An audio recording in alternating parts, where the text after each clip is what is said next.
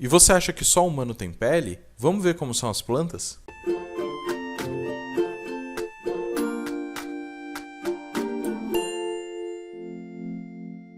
Bem-vindo, alunos e curiosos de plantão. Meu nome é Tarek e hoje nós vamos falar sobre os tecidos vegetais. Como todo organismo, os vegetais também possuem um conjunto de células com funções semelhantes. E como já comentamos em outras aulas, isso é chamado de tecido. Então vamos falar sobre eles. Os primeiros tecidos que aparecem em uma planta são chamados de meristemas, que são células com grande capacidade de se dividir, ou seja, de fazer mitose, e não são especializadas, parecidas com as nossas células-tronco. Elas irão aparecer desde a semente da planta e vão ser fundamentais para que a planta consiga crescer em tamanho. Elas vão ser divididas em dois tipos, os primários e os secundários. O meristema primário são células vegetais localizadas em raízes e caules e elas vão ser capazes de crescer de forma longitudinal. Já o meristema secundário, por sua vez, fará com que a planta cresça de forma latitudinal e vai estar localizada na raiz e no caule. Esse segundo meristema será responsável por criar o xilema e o floema, além do suber e dos parênquimas.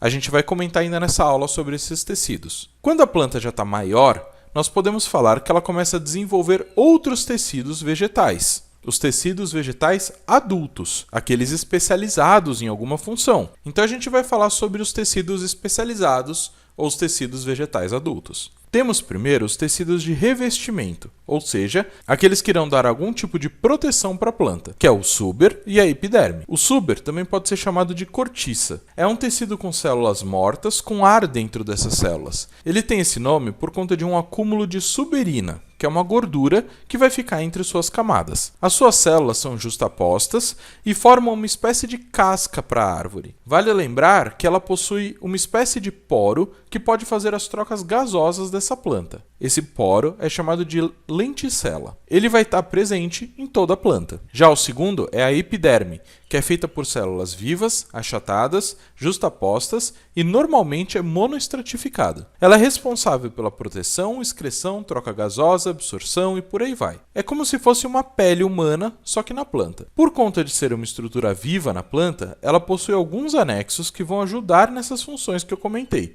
como a cutícula, que é uma membrana que vai ser formada por uma substância impermeável, os pelos, os acúlios, que são aqueles espinhos que vemos em roseira, que na verdade não são espinhos, são acúlios, os estômatos, que a gente já comentou na aula de folha desse canal, as escamas ou as papilas. Agora, passando para um outro tipo de tecido, os de preenchimento, são também chamados de parênquimas, que de forma geral possuem muitas funções diferentes, eles preenchem a planta. Dependendo da planta que a gente está falando, ou até mesmo da parte que a gente está falando, ele vai ter funções diferenciadas. Eu vou dar alguns exemplos para vocês. Temos o parênquima clorofiliano, que possui células com maior quantidade de clorofila e, consequentemente, consegue realizar fotossíntese com maior eficiência. Geralmente são mais abundantes em caules verdes e folhas. Temos também os parênquimas amilíferos, que possuem reserva de energia em suas células com maior abundância. Essas reservas elas são geralmente em forma de amido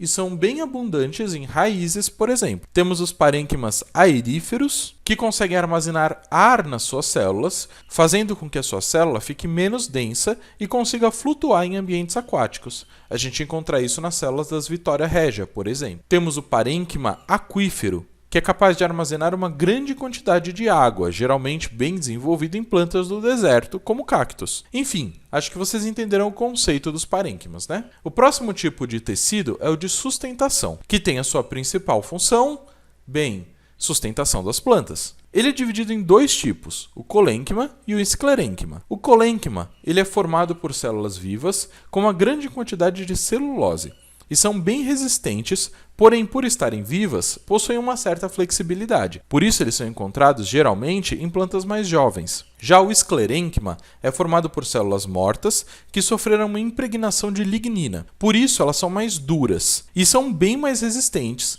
porém nada flexíveis. Geralmente, elas são nas partes mais velhas da planta, com muitas fibras, escleritos e escleróideos. Na sequência, nós temos os tecidos que conduzem nutrientes para as plantas, os chamados tecidos de condução, o xilema e o floema. O xilema é formado por células mortas que ficam no interior da planta, na parte mais central. São células com muita lignina e vão transportar seiva bruta, ou seiva inorgânica, das raízes até as folhas. Além de fazer o transporte, nós temos que salientar que ela tem um papel importante na sustentação da planta. A sua movimentação de seiva acontece por uma questão de pressão, uma vez que conforme a fotossíntese vai sendo realizada, ela vai puxar mais a seiva e daí ela puxa a seiva de baixo para fazer mais fotossíntese, como se fosse uma seringa. Também temos que destacar que existem pequenas válvulas que vão impedir a seiva de ir para a direção errada. Elas possuem dois tipos de células, as células do vaso e as traqueídeas. Agora, depois que a planta faz a fotossíntese,